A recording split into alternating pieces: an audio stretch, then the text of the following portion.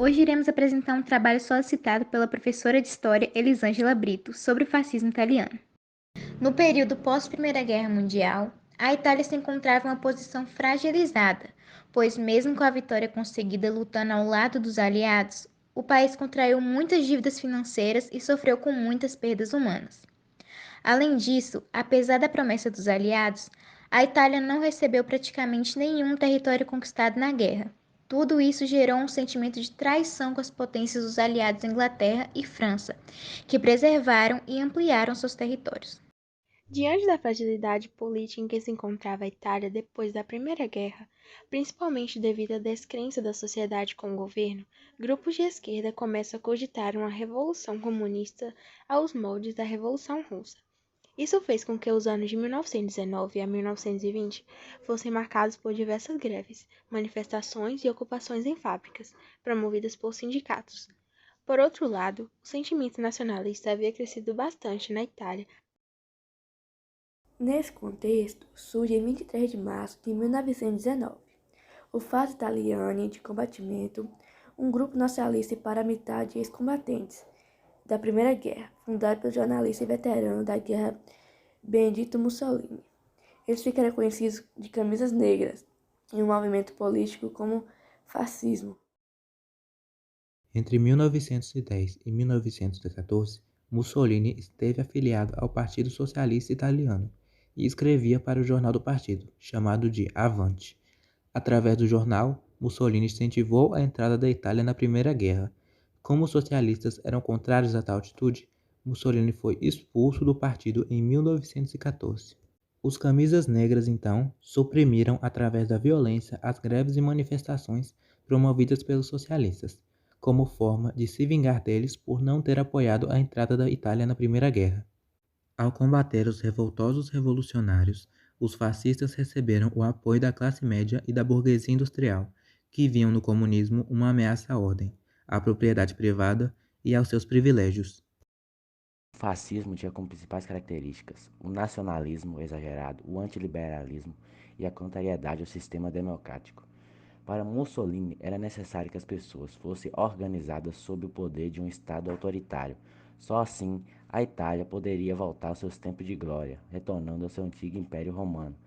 De início, o fascismo tinha caráter revolucionário, com muitas ideias da esquerda, mas com o tempo teve que adquirir um discurso mais conservador para obter o apoio das elites.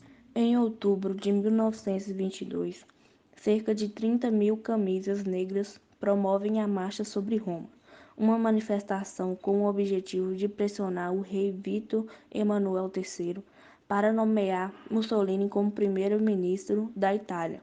Os fascistas alcançam seu objetivo e, em 1922, Mussolini é nomeado primeiro-ministro.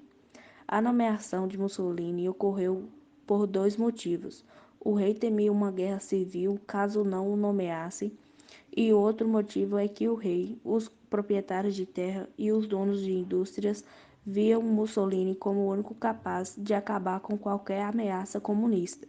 Em janeiro de 1925, Mussolini inicia de fato uma ditadura, censurando a imprensa e perseguindo todos que fossem contrários ao fascismo. Um dos grandes motivos do fascismo era acabar com a luta de classes, pregada pelo marxismo. Para isso, o Estado é quem ia mediar os conflitos entre patrões e funcionários, ou seja, um Estado corporativista. Com a crise de 1929, a economia italiana é afetada. Isso faz com que Mussolini dê início aos seus planos imperialistas para buscar novos mercados consumidores e aumentar sua influência em outras regiões. A Itália começa a ocupar a Abissínia, atual Etiópia, em 1935. Interfere em favor de Franco na Guerra Civil Espanhola, em 1936. E invade a Albânia em 1939. Em 1938, Mussolini se aliou com Adolf Hitler e, por influência do nazismo, as primeiras leis antissemitas começam a surgir na Itália, suprimindo o direito dos judeus que viviam por lá. Com o advento da Segunda Guerra Mundial, a Itália é invadida pelos aliados. Diante das sucessivas derrotas do exército italiano, o Grande Conselho Fascista demite Mussolini do cargo e prende em junho de 1943. mas ele é libertado por soldados nazistas pouco tempo depois. Mussolini fica no poder como fantoche dos nazistas no norte da Itália, região ocupada pelo exército de Hitler. Mussolini, já sendo um apoio, é morto pela resistência antifascista em 28 de abril de 1945. Com o término do regime fascista na Itália, podemos caracterizá-lo no geral da seguinte forma: um líder governa a nação de uma forma autoritária e suas ações não deverão ser questionadas. O Estado controla a economia e as liberdades individuais. O único partido permitido, no caso o Partido Fascista, é contra a democracia, utilizar a violência para alcançar os seus objetivos, utilizar a propaganda e a doutrinação para enaltecer o fascismo e fazer com que a sociedade seja leal ao líder.